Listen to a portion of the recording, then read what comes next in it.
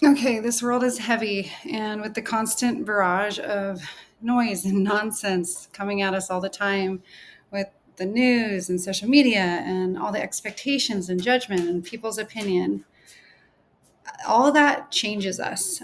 We absorb it, it settles into our heart, and then we take that heart and we, filled with all that heaviness, and we act upon it in our lives. We all do that. And then what do we do with that hurt? Like, what do we do with that hurt? So, journaling is one of those things that we often do.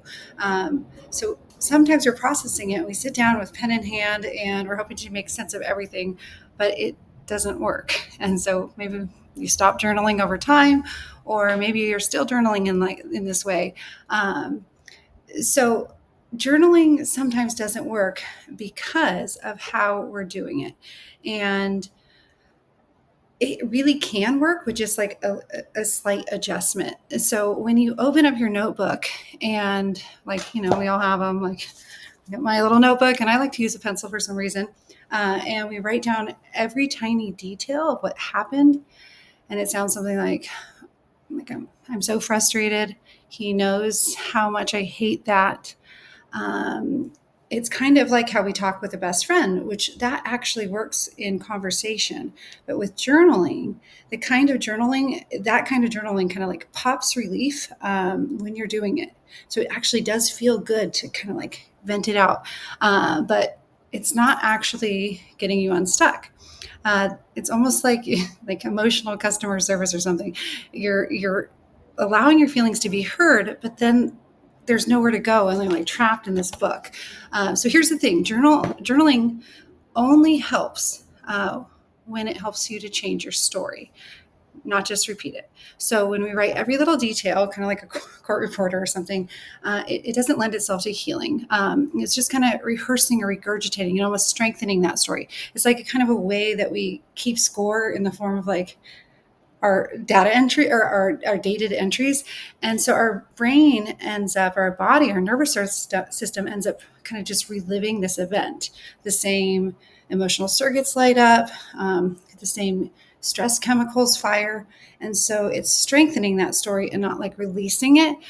So you've got to shift from documenting to discovery. And this is relatively easy. It just means that you can just store the content part of like what people said and did, and move into the organizational states, like starting with I realized, or maybe, or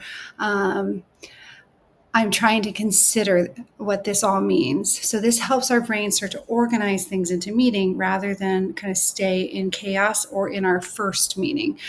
So when you sit down, skip the play to play and don't try to prove your point. Um, Ask yourself a different question.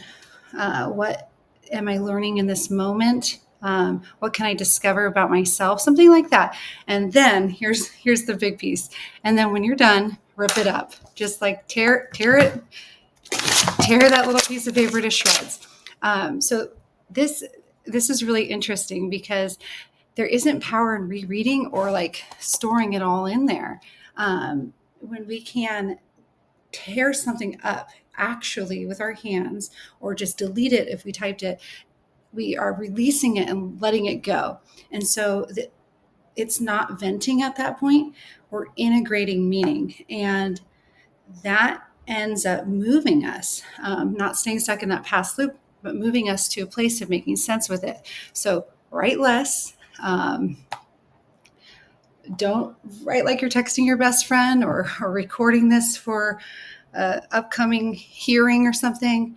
And ask yourself the right questions, and then rip it up and release it.